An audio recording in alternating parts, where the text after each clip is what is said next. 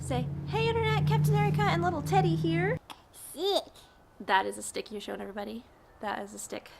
Teddy and I are playing in the backyard today, but what I wanted to talk to you guys about was actually about some childhood bushcraft items that I used to have. I've been cleaning the garage and I found some cool stuff that I wanted to show you. So I know that bushcraft has become a little bit more of a popular term, and back in the day, you know, when we were all kids playing out in the woods or in our backyards or whatever, we didn't know what bushcraft was. But I was just kind of like reflecting on some of the stuff I used to do when I was a kid, and I was like, I was a bushcrafter before I even knew I was a bushcrafter. Hey, let's not eat sticks, please.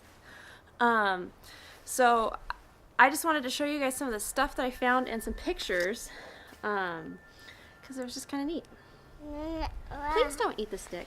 What else you got in your mouth? You got some dirt in there? Anyway, my sister and I spent a lot of time wandering around outside. We had woodsy areas and field areas and forts and the whole 9 yards. So I almost always carried like a bag with me, which is still what I do to this day. So I want to show you a picture of this bag, and I'll put it up on the screen.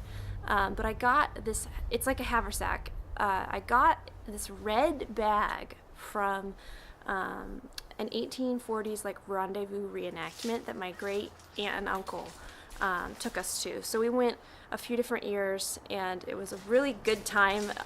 Definitely like one of those big memories in my childhood that I won't ever forget. But I won this red bag, or I'd been given the red bag, and that's what I used a lot. I also would use like little backpacks, or I had this lime green purse for a while. Anyway, I always like brought stuff with me when I went to my forts outside, and I'll show you a picture of my fort too. My sister and I had many different types of forts, but I don't really have a lot of pictures of those, which is kind of a bummer. So I'll just show you the one. So I would use this red bag like all the time, carrying like essentials that I thought I needed, and like, you know, stuffed animals and journals and things like that around with me to my forts. And it's funny because like bushcraft is kind of like building forts and stuff in the woods sometimes. Well, anyway, so in those bags I would carry a lot of stuff, so I wanted to show you some of this stuff. Okay, so here's the first item that I wanted to show you. This is my first fixed blade knife that I ever owned. I made this sheath. I was like 9 or 10 at the time. I particularly like the little rainbow of beads here. I've enjoyed a lot of color. This is not the first knife I ever owned. This is the first fixed blade knife I ever owned. The first knife I ever owned is long gone, lost in a fort somewhere. But I was always really proud of this one because of the sheath, because this was a fixed blade. It just felt so cool, and I used it well. I never really learned how to sharpen knives when I was a kid, and that's one thing that I still need a lot of work and practice on. So this thing, it's so dull, but it was my knife, so it was well loved. Okay, so where was I? I just talked about my knife. Sorry, Teddy managed to stick his hand like in the grill grease trap in the middle of me shooting the video, so it's a couple hours later. He's asleep now. So anyway, I want to talk to you about my tomahawk from when I was a kid. So this is the sheath. It's all like rusty and stuff because it was exposed to moisture at some point, but it's like a short-handled kid-sized tomahawk, and we did not use these to like process wood. These were for throwing. My sister and I each had one, and we would throw them at stumps all the time. It was fun. So anyway, this is my tomahawk from when I was a kid. It's cute. I kind of want to like work on it and make it all nice again, because it would be fun to use. I kind of like spaced out that I had it. I just found it, and so that's bushcraft item number 2. Okay, so my next items are these little leather, like, they're not patches, but these little scraps of leather. This one my mom drew on, but they had these stamps from like the gathering that we went to, the reenactment gatherings. And anyway, it just reminds me of like morale patches. You know how like everybody has like morale patches and stuff like on their bag? Like this, I would like hang this from stuff like my bag or something like that when I was wandering around the field. I felt pretty cool. So anyway, my little leather scraps.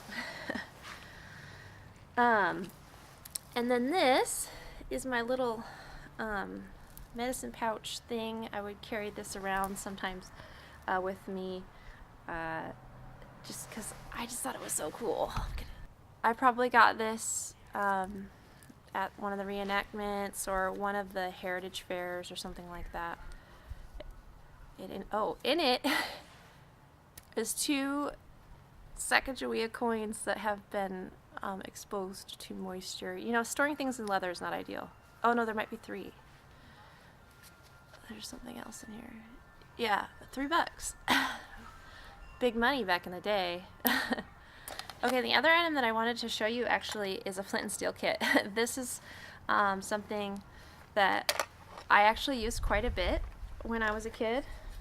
And it has like this little teeny piece of, couple pieces of flint and a steel striker and some char cloth and some jute twine and things. Check that out. So this is definitely kind of a kit for smaller hands, like the steel striker and stuff.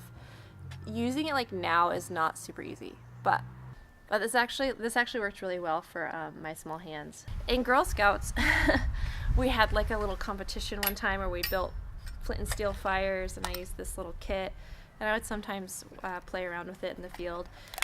Like honestly, most of the time when I was making fire, which was frequently, when I was a kid, I was using Strike Anywhere matches. My mom kept a big box of matches in the kitchen because we burned a lot of our garbage and stuff, so I usually had matches too. Okay, so the last item is my journal, and so I have always like been kind of scatterbrained and like had lots of thoughts going on and needed a place to write stuff down. So when I would go out into the like hang out in my forts and stuff, sometimes I just wanted to like write in my journal about stuff. So I just wanted to show you guys this because I would almost always try to figure out a way to bring this with me, in addition to maybe like a Beanie Baby or something. And it's like, it's all messed up here. You can see it's been exposed to water because I accidentally left it in one of my forts one time, which was very tragic. I like ran down the next day after a big rain, and it was all like soaking wet, and I'm like, no. But it has just, you know, little accounts of my day. It has this little like, little baseball card with like a bald eagle on it and a little parakeet. I really wanted a parakeet when I was a kid. I never got one. And it just little notes and, you know, stickers and drawings and fun stuff in it. So anyway, I've always been one to carry paper and pencil pen in the woods. Okay, so these are just the treasures from my childhood. My knife and sheath, of course, were a point of pride for me. I really loved those. And my old tomahawk and medicine bag and journal and flint and steel kit.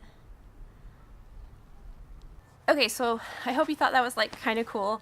I know that a lot of people that are really interested in the outdoors, it comes from some sort of like your whole childhood you were just an outdoorsy person, or your parents, or it's interesting where we all kind of like come from to be where we are now. And so like things like the reenactments that I was telling you about, and Girl Scouts, and my mom just generally being an outdoorsy person, and going camping a lot and stuff like that. All that stuff when I was a kid just became so much of like who I am that it's kind of cool to like look back and be like, I'm really not that much different than when I was 10. But generally it's like I always felt really at home outside, and I had kind of forgotten that, you know, this thing that I do, which is enjoy nature and be outside and obsess over gear and share pics on Instagram or whatever, like all that comes from something that was very similar back then. I just didn't know the words bushcraft, and you know, that there could be a whole community like around it beyond just like me playing in my fort with my friends and stuff. So okay, thank you so much for watching. I hope you enjoyed that little trip down memory lane. I also want to say thank you for subscribing to the channel. The channel recently went over 1,000 subscribers, and that's a cool little milestone to go over. So thank you guys. I know a lot of you came in on the BK62 video, and so I make knife videos. I make, like, sometimes I make gear videos. I also like to make videos of, like, adventures my family goes on, and I know we haven't been on one recently. My husband's been having a lot of health problems, but we do plan on trying to get out, even if it's just little day trips, and so I'll share what we can with you guys. And I try to keep Instagram updated, so check out my Instagram if you want to kind of see what's going on when I'm not making videos. And yeah, comment below if you have anything like special from your childhood that you remember, or something that kind of really is important to you about how you came to love the outdoors. I love all that stuff. It's just interesting to hear everyone's stories. So thank you, and we'll see you next time. Peace.